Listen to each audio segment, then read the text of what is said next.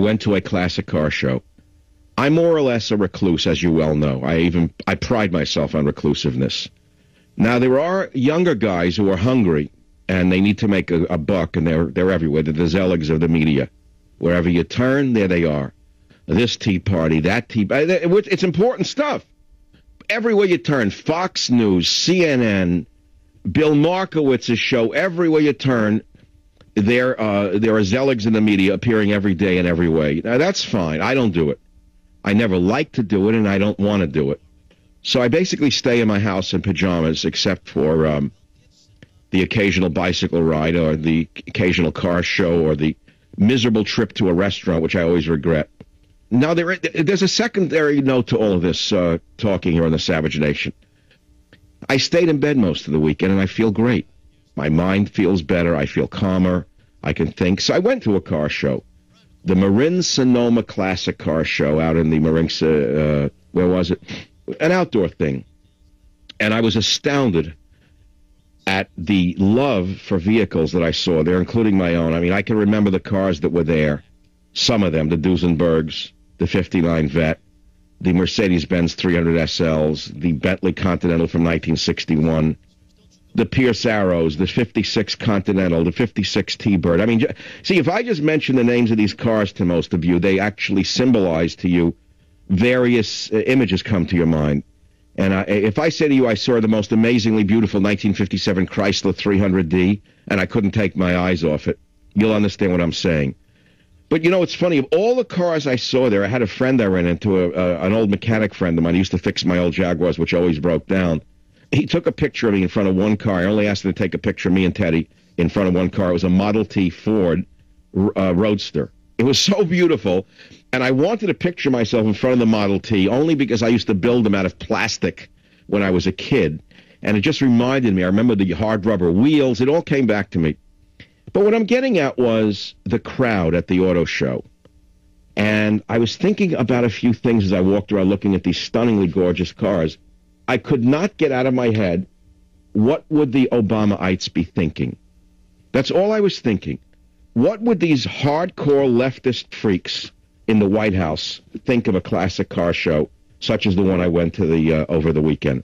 And all I could think about was these mean monsters from Harvard, these undereducated pinheads, would sort of not only look down upon classic car shows such as this, but that in the future they might ban this sort of show because the cars were not green enough, or that only people with money could afford cars like this.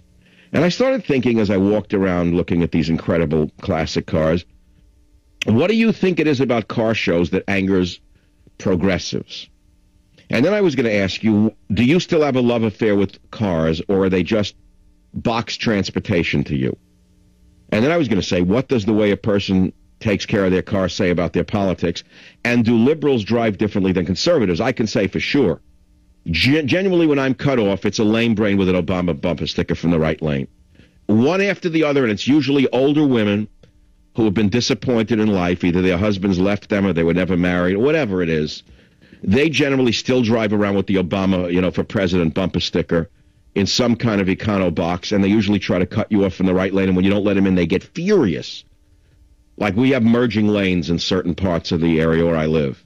Inevitably, they know the right lane merges into the left, they know it's coming to a dead end, and it's always the, quote, nice liberals who try to speed up in the right lane.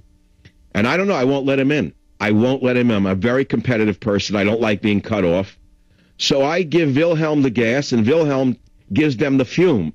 And they get cut off to the, like, screw you. I mean, what do you mean? You're going to cut me off because you're a nice person? Because you have an Obama bumper sticker?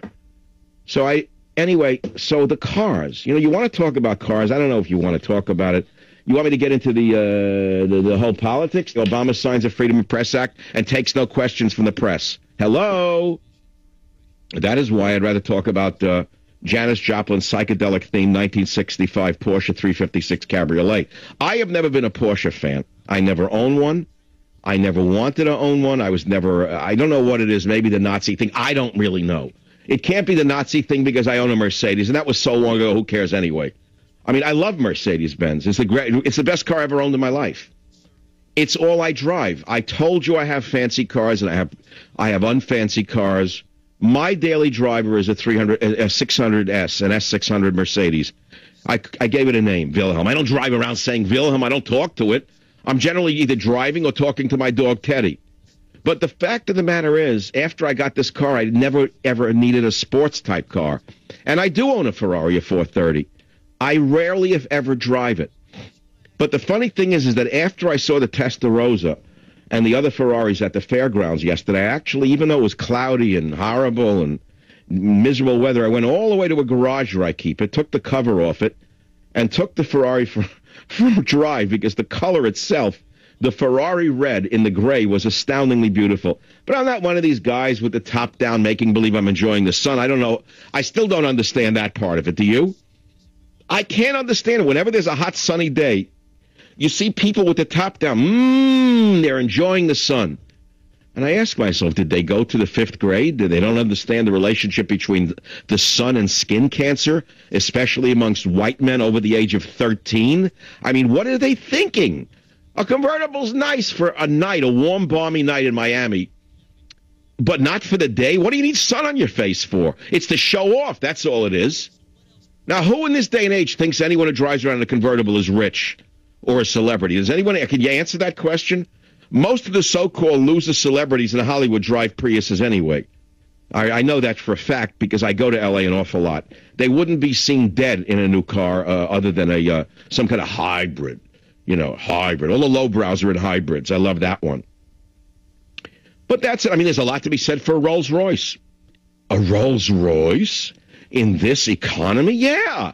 Hello, yes, if a man earned the money and he bought a Rolls Royce and he loves the Rolls Royce, who are you to tell him he can't drive the Rolls Royce? He's paid a gas guzzler tax.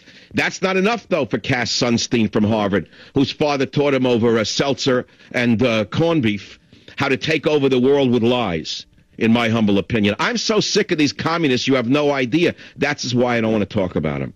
I don't want to even dignify these communists from Harvard, these losers who have never created a product or a service that anybody wants. That's why I went to the car show.